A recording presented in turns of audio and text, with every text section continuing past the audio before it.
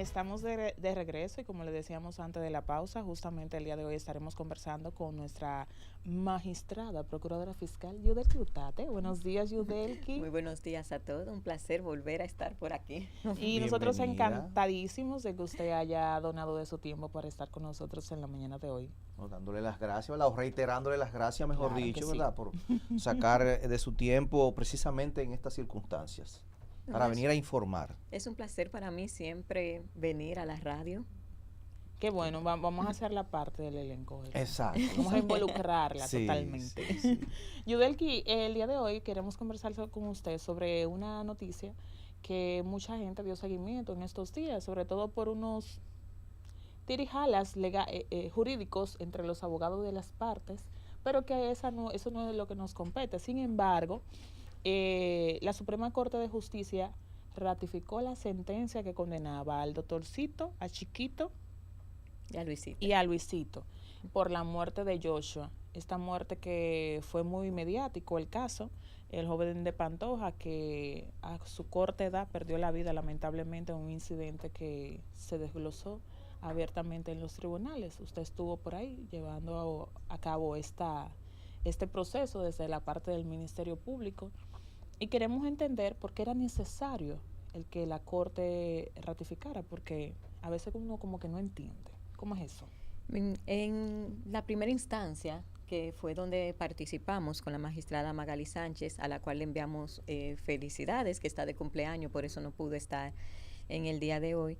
El tribunal, el segundo tribunal colegiado, lo condenó a Chiquito por la muerte de Joshua a 30 años y ya a Luisito y a Wesley, el doctorcito, por el robo agravado que se había cometido y lo condenaron a 20 y 15 años sucesivamente.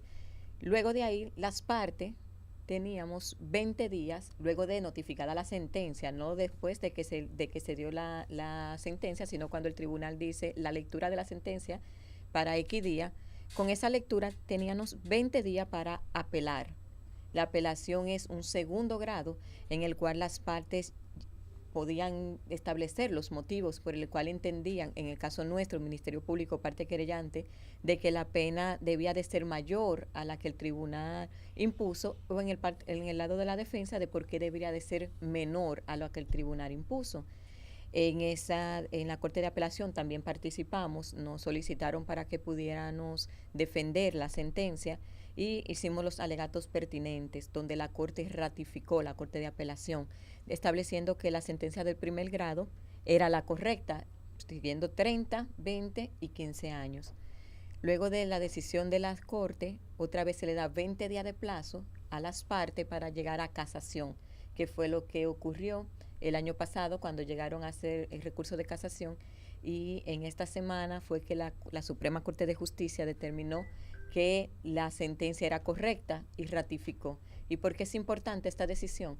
Porque ya automáticamente se da la decisión de la Suprema Corte de Justicia, esto adquiere la autoridad de la cosa irrevocablemente juzgado. En derecho eso significa que es una sentencia definitiva.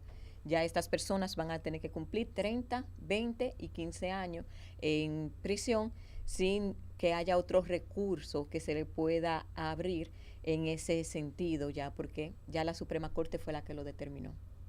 Muy bien, entonces usted decía que hubo una sentencia en primer grado para educar a nuestra teleaudiencia que a veces no comprende estos términos jurídicos, pero que nos sintoniza para seguir conociendo al respecto.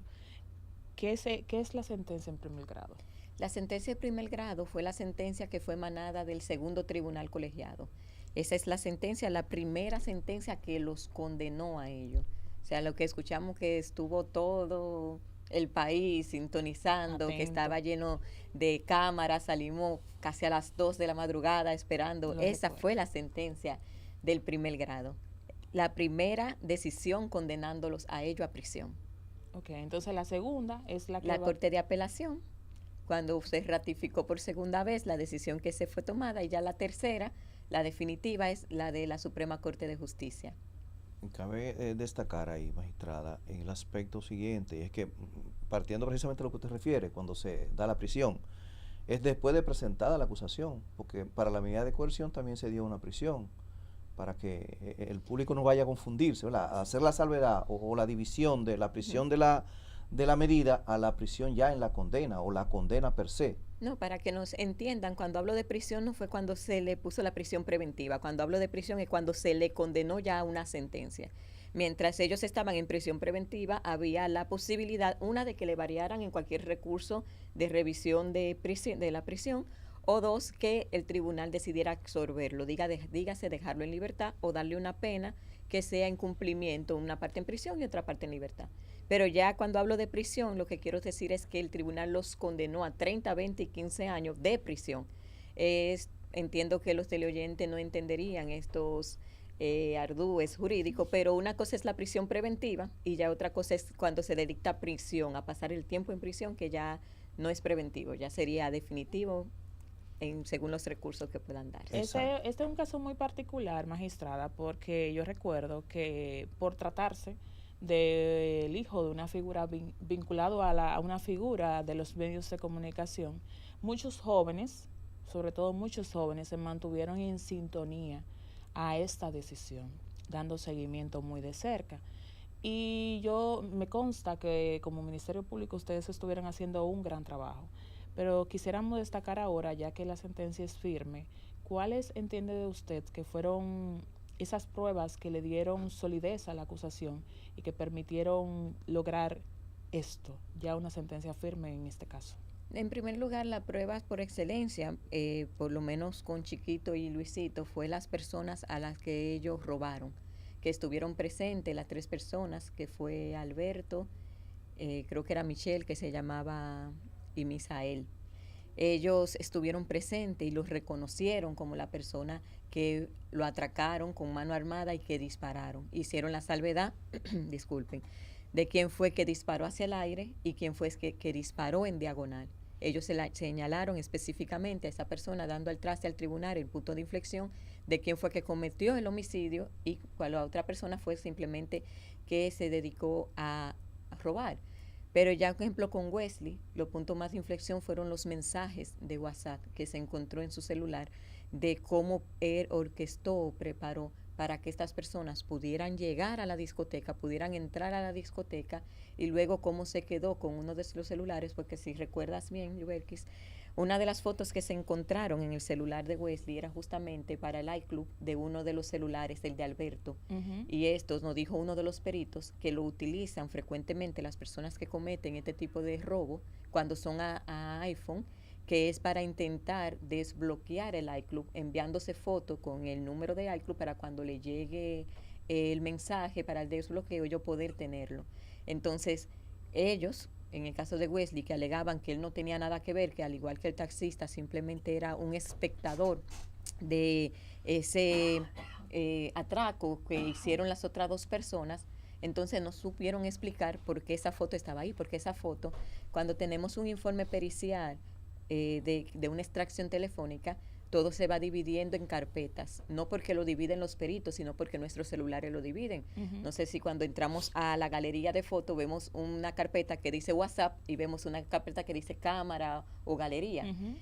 Uno es que divide la foto que nosotros tomamos en el celular y la otra divide las que nos envían. Asimismo, cuando se extrae en el informe pericial, y en el informe pericial, justamente en la carpeta que era fotografía que habían sido tiradas desde el teléfono de Wesley, era que estaban estas fotos de ese iClub de Alberto, del celular de Alberto. Del celular que habían sustraído. Exactamente, lo que demostró que él tenía algún vínculo, porque si tú no tienes nada que ver, porque tú estabas haciendo esta maniobra que un perito, un experto en esta área, nos dice que utilizan estas personas para desbloquear los celulares que han sido robados. Esas fueron las pruebas más concluyentes, que son las que directamente van señalando a cada uno de los imputados en los hechos, pero tampoco podemos olvidar el video que hizo Luis cuando él declaró con respecto a lo sucedido, y que cuando también se... Eso fue previo al él entregarse. Previo. Y esto fue sustraído del celular de él, que no fue algo que se sustrajo de las redes sociales, sino algo que estaba grabado también en su celular, y el tribunal también le dio aquiescencia haciendo esto un informe pericial que sustrajo esta misma declaración que ya él había dado con respecto a la participación de cada uno de ellos en el hecho.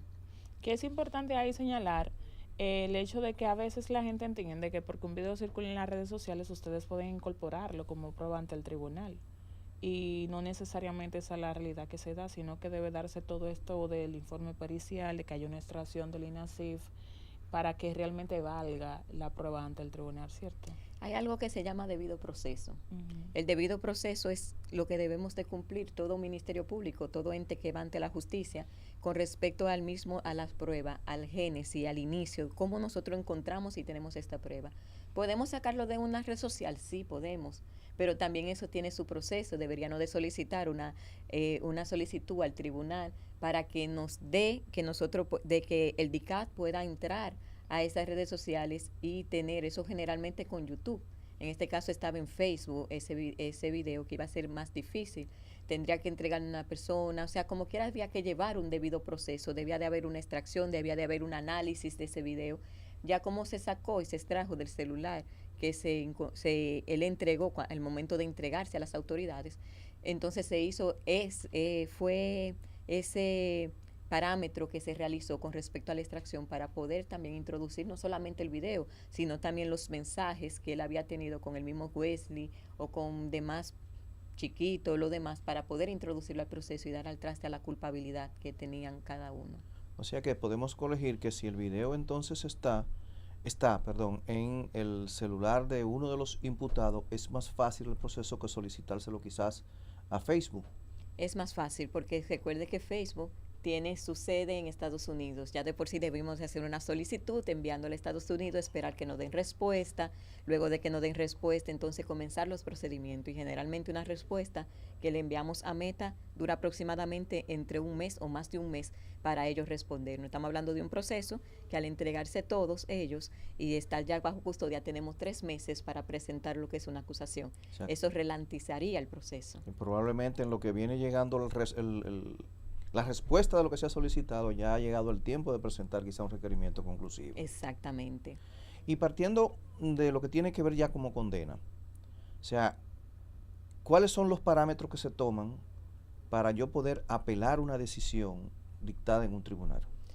Aparte del plazo, que son 20 días, y que si alguien apela fuera de ese plazo se lo declararían inadmisible, los parámetros que nosotros podemos utilizar sería estableciendo que el tribunal tuvo una mala interpretación del derecho o que no motivaron correctamente la decisión que fue apelada. En este caso, la apelación fue por una mala interpretación del derecho. Se lo establezco porque, otra vez repito, estuve en la corte de apelación, sé lo que se hablaron porque me tocó volver a defender en la corte la decisión que ya había sido emanada del tribunal. Y ellos establecieron que no interpretaron correctamente el derecho y que los elementos de prueba no eran suficientes para venir a dar la sentencia que habían dado. Al establecer que no eran suficientes los elementos de pruebas, estableciendo que el tribunal no valoró como debía de valorar los elementos de prueba que le fueron presentados. La gente a veces se confunde y dice, bueno, pero se apelan, pero hay vamos a decir, una cantidad de veces que se puede apelar, o simplemente yo voy a apelar cada vez que yo quiera o cada vez que yo entienda que el tribunal no ha dictado una decisión conforme a lo que yo esperaba. Las personas pueden apelar siempre que tengan una sentencia que encuentren que no es favorable para sí mismo.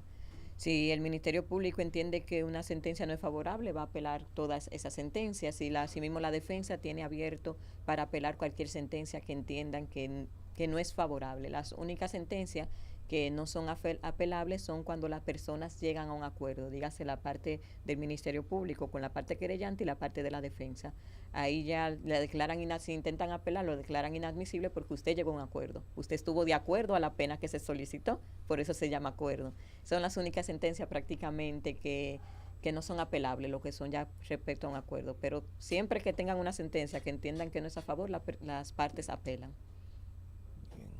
En ese sentido, yo recuerdo también, magistrada, durante el desarrollo de las pruebas, que de hecho los testigos que la parte acusada llevó en ese momento declararon hasta como en contra.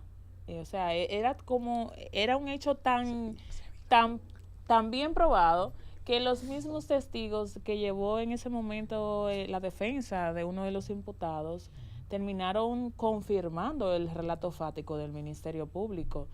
O sea, era un caso que estaba sobreprobado, podría yo decir, desde mi conocimiento vago del derecho. Eran los testigos de Wesley, Ujú. fue la de su defensa que llevó testigos de compañeros que Que estaban en la estaban en la misma fiesta. discoteca, sí. Y sí, prácticamente lo que ellos declararon no afectó la teoría del Ministerio Público, porque ellos querían no a Chiquito ni a Luis, sino a Wesley, defenderlo. Pero de alguna forma es que hay que ser comprensivo. Usted va a querer defender a un amigo, pero no venir a que sea en detrimento suyo. Entonces, ellos dijeron la verdad. Ninguno de ellos se contradijo, ninguno de ellos mintió. Recuerdo que hubo uno de ellos que dijo, no, yo escuché un disparo, pero ya yo no estaba cerca porque nosotros nos íbamos a mover de una discoteca a otra y nos íbamos en diferentes vehículos y ya yo estaba algo lejos, yo escuché un solo disparo. Los otros dijeron, yo escuché dos, yo escuché, pero nadie le dijo nunca al tribunal, Wesley no estaba en ese vehículo, él no, al contrario, sí, él se montó en ese vehículo, pero él no tiene nada que ver. Cuando él llegó a la otra discoteca, él dijo que no iba a estar porque se sentía nervioso, porque se sentía mal, porque estaba de tal forma. Pero entonces ahí vienen las pruebas del Ministerio Público. Si tú te sientes tan mal, si tú te sientes de esta forma que dijeron tus amigos que tú te sentías, porque encontramos un mensaje donde tú le dices al taxista, lava el vehículo y no salgas mantente trancado en tu casa y no salgas en unos cuantos días, porque salieron videos y hay situaciones que están ahí, ya tú sabes. Cuando el taxista le dijo, no, pero yo no tengo nada que ver con ustedes, yo voy a seguir trabajando, que este es mi trabajo, y si me llaman yo voy a ir a declarar lo que yo sé. Que de hecho en su momento hay gente que cuestionó el hecho de que no haya sido imputado el taxista. Y sería bueno aprovechar el momento para que desde el Ministerio Público decir el por qué, si es válido. Vamos a ver cuáles serían los elementos de prueba que tendrían en contra del taxista, Ujú. porque en principio, por ejemplo, en contra de Wesley, aparte de la de misma declaración que hizo Luis, que es una persona que ya se sabe que estaba reconocido como un imputado, nosotros teníamos los mensajes del celular de él que se hizo la extracción, en donde se veía que él llamaba a estas personas, donde se veía cómo él las citaba, donde insistía constantemente al taxista de que fuera a buscarlo, y luego cómo él en su mentalidad, creyendo que tal vez podía desaparecer algún elemento de prueba, porque fue algo que la defensa dijo, no, pero que él mandó a lavarlo, pero hoy no hubo disparo, ¿cómo iban a mandar a lavarlo? Sí, pero es el desconocimiento. Ujú. Tal vez él no sabía y él creía, viendo muchas películas o series que vemos, y él le dice, lava el vehículo y no salga. Eso fue al otro día, después de cometido los hechos. Cuando se extrajo, porque el taxista entregó también su celular para hacerle una extracción, y cuando se extrajo no se encontró ningún elemento que lo vincule con que él fuera parte de esta trama que estaba orquestando para este hecho. Sí, lo único que se demostró fue como lo mismo mensaje de que el doctorcito le estaba escribiendo para que haga el trabajo, cómo él lo utilizaba para que trabajara para él, y es una persona que está trabajando. Es como que nosotros acusáramos a cualquier persona que estuviera trabajando solamente porque está haciendo su trabajo y que otra persona haya cometido cualquier hecho con Un respecto a hecho eso. haciendo O sea uso que, de la labor que realizaba. que ciertamente lo que Exactamente. estaba era brindando un servicio de taxi. Eso fue lo que se demostró. Con la misma extracción del celular de él, lo que se demostró es que él estaba haciendo un servicio. El vehículo estaba no a su nombre completamente, pero él tenía los documentos de venta, que él lo entregó. Mira, yo lo compré, yo no he hecho el traspaso completamente, pero yo lo compré. Nos contactamos con la persona que le vendió el vehículo y dijo, sí, ya yo se lo vendí hace tanto tiempo, tenía creo que más de un año que se lo había vendido. O sea, qué mentalidad, si usted va a estar en su labor de trabajo, en este caso como taxista, usted tener su vehículo con la placa de su vehículo, con todo, o sea, muy rastreable, porque acuerden que este hecho en realidad nosotros lo encontramos fue justamente por el taxista, porque aunque las víctimas del robo describieron a las personas que les robaron, ellos no tenían el nombre de las personas que les robaron. Cuando se hace un seguimiento por cámara, es que se ve el vehículo, se nota que va en vía contraria y en un acercamiento de cámara encontramos la placa del vehículo. Al encontrar la placa y entrarle en el sistema, encontramos al dueño del vehículo que dijo, yo lo vendí, se lo vendí a estas personas, y el teléfono fue el que le había dado al dueño, o sea, todo estaba, la dirección, fue ahí que se pudo encontrar, y esta persona dijo, no, mira, lo que pasó fue esto. Y dijo lo que hicieron Luis y Chiquito, obviamente dijo que Wesley estaba en el vehículo, pero tampoco fue para involucrarlo así completamente, y entregó su celular de manera voluntaria. No, ustedes quieren tener mi celular, tómelo para extracción, porque yo no tengo nada que ver con esto.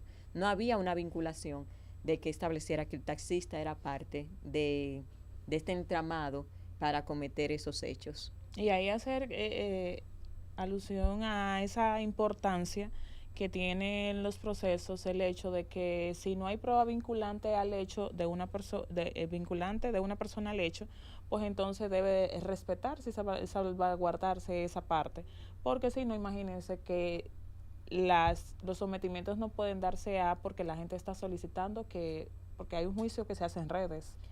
Y qué bueno que resaltar esa parte tan importante de que esto no es un asunto de que yo quiero, o que yo me imagino, o que yo deseo. Sino que es lo que se pueda sino probar. es lo que se pueda probar ante el tribunal. Una de las cosas que dijiste, Yubel, que la acusación era tan sólida que hasta los mismos testigos prácticamente estaban a favor, se puede decir, del Ministerio Público. Eso es algo que los tribunales ven. Imagínense que nosotros hubiésemos puesto a esta persona, pero no tenemos prueba para vincularlo. Ya nuestra acusación, en vez de ser una acusación sólida, iba a estar tambaleando.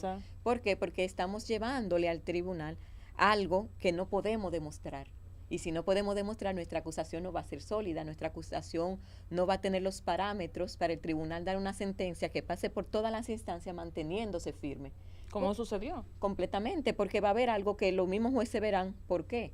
O sea, ¿por qué pusieron a Yubelki? ¿Por qué pusieron a Gerson, a Yuderki? ¿Por qué? ¿Por qué la pusieron si no hay nada que vincule a esta persona con el hecho que se le está imputando? Simplemente es... O sea, yo entiendo, como estaba diciendo, hay un populismo, las personas en redes pueden tener sus propios criterios y sus propias opiniones, pero uno hace el trabajo según las pruebas que puedan tener. Si las pruebas dieron al traste de que usted es culpable, nosotros lo vamos a acusar. Pero si no tenemos pruebas de que usted es culpable, nosotros no lo vamos a acusar. Nosotros no tenemos ningún interés en particular en acusar a nadie. Queremos que se haga justicia, que fue lo que entendemos que se hizo en este caso, se hizo justicia por esta muerte y por esos robos que estas personas estaban cometiendo, pero queremos que se haga una sana justicia. Y entendemos que se hizo una sana justicia con las 3 personas que eran las que tenían el vínculo y las pruebas para demostrar que fueron los culpables de este hecho. Y así lo demuestra esta sentencia firme que ha emitido la Suprema Corte de Justicia. Magistrada, saber ya de último, ¿hay alguna otra instancia que puedan los abogados de los imputados recurrir? Sí, ellos pueden recurrir al Tribunal Constitucional, pueden incoar un recurso constitucional, pero quiero que los teleoyentes entiendan que esto no es un cuarto poder, esto no es una cuarta decisión que se deba de tomar, porque el Tribunal Constitucional, como su nombre dice, constitucional, está para observar si hubo violación a derechos constitucionales, si hubo violación al debido proceso que está dentro de la Constitución, y si no hay ningún tipo de violación, simplemente incoarán un recurso por incoarlo y lo van a declarar inadmisible. Como se espera. Completamente. En caso de que decidan depositarlo. En caso de que decidan, entendemos que sería inadmisible porque se cumplió con todos los parámetros y 3 instancias diferentes han establecido que se cumplió con el debido proceso, que las pruebas son legales, que fueron útiles, o sea, que todas las pruebas se consiguieron en base a lo establecido por la ley sin ningún tipo de violación constitucional, ni tampoco se le violó ningún derecho constitucional a uno de los imputados. Al contrario, se le trató con respeto, ninguno pudo decir, y nunca lo dijeron en ninguna de las instancias, de que sufrió ningún tipo de agravio en el momento en que estaban bajo custodia del Ministerio Público, entonces no hubo violación a derechos constitucionales. Entendemos que si lo incoa serían un recurso inadmisible, es lo que entendemos. Y a cumplir sus años, como volvemos a decir, el que comete un hecho paga por ese hecho y eso le costará a ellos ahora. Señores, y algo que quedó sentado con este precedente de esta sentencia fue ese llamado tan oportuno que en su momento hizo la magistrada Giselle, haciendo un llamado especialmente a los jóvenes, y es el llamado que uno se mantiene constantemente Gerson haciendo, de que lo bien habido es mucho mejor. O sea, a veces ese deseo, como dicen los jóvenes ahora, los más jóvenes, porque yo también soy joven, ese deseo de pertenecer y de ser parte del todo, de todo lo que pasa a mi alrededor, lleva a consecuencias fatales que terminamos pagando a veces con la vida y en este caso con cárcel. Y por tratar de encajar también a veces en una clase o un estatus social que no se tiene. O por querer ser más jefe, o porque, o sea, se dan muchas cosas en la calle. Los jóvenes hoy día quieren volar antes de caminar. Y es importante como seguir en ese llamado de que los jóvenes entiendan que esa no es la vía. Señores, ahora mismo yo a veces me detengo, Gelson, y miro atrás lo que me cuentan mis padres de las pocas oportunidades que había antes para estudiar, para hacer un curso. Y ahora los jóvenes tienen todo ahí, a pedir de boca. Hay becas para licenciaturas, hay becas para maestrías. Hasta si usted se quiere ir a España a estudiar, ahora usted tiene la oportunidad. Y eso no es un derecho reservado a un grupito, sino que usted puede hacerlo, puede aplicar y puede ser un agraciado.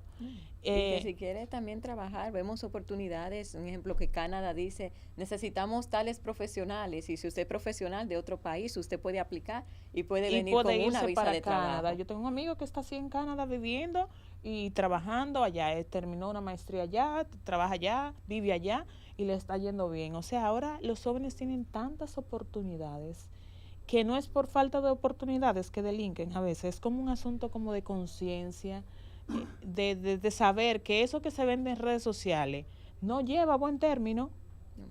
Y que muchas veces está lejos de lo que es la realidad.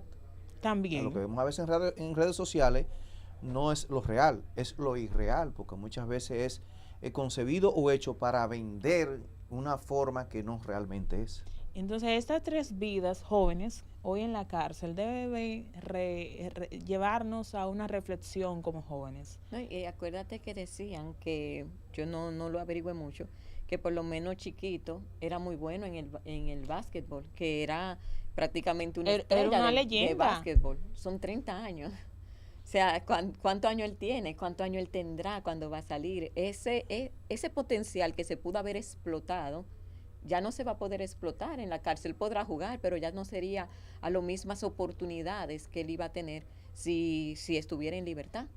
Y en el caso de Wesley Carmona, un muchacho joven que era buen hots de fiesta y que por el vínculo que tenía con el medio también pudo aprovechar esta oportunidad que la vida le estaba regalando, que mucha gente quisiera poder entrar a ese mundo de ser host de fiesta. O sea, el otro tampoco era que tenía cerradas las oportunidades, también habla de que vivía bien, que era de familia, de caramba, y cómo en un momento de una mala decisión puede llevar a estos términos. Da mucha pena. Pena por Joshua, porque también su madre, un joven que era quien llevaba en sus manos, por así decirlo, el futuro de su madre, y pierde la vida en este hecho. O sea, son 4 vidas perdidas, 4 jóvenes que lamentablemente por una mala decisión, entonces hoy no tenemos a uno con vida y tenemos 3 en la cárcel. Dentro de las 4, una que no hay manera de cómo recuperarla. Lamentablemente. Otras 3 que aunque están cumpliendo una pena, pueden, si ahora lo hacen así, reinsertarse de una manera positiva a la sociedad y que les sirva de reflexión a futuro. Entonces, con ese llamado a la reflexión a los jóvenes, agradecidos inmensamente, le iba a decir Magali. Magali, le mandamos un fuerte abrazo. Esperamos felicidades aquí. Que le esté pasando súper bien. Ese sancocho tiene que estar encendido. Sí. Esperamos que sea de mucho provecho, sobre todo hoy en este día lluvioso. Sí. Agradecerle, Yudel Quiutate, inmensamente por el favor de su tiempo en este sábado lluvioso y fresco como para quedarse durmiendo. A ustedes los que nos escuchan por CDN Radio, Gelson, decirles que no se muevan porque ahora viene Mr. Deportes. Será pues hasta el próximo sábado donde estaremos de nuevo por acá si Dios lo permite. Feliz fin de semana y quédense en su casa, no salgan.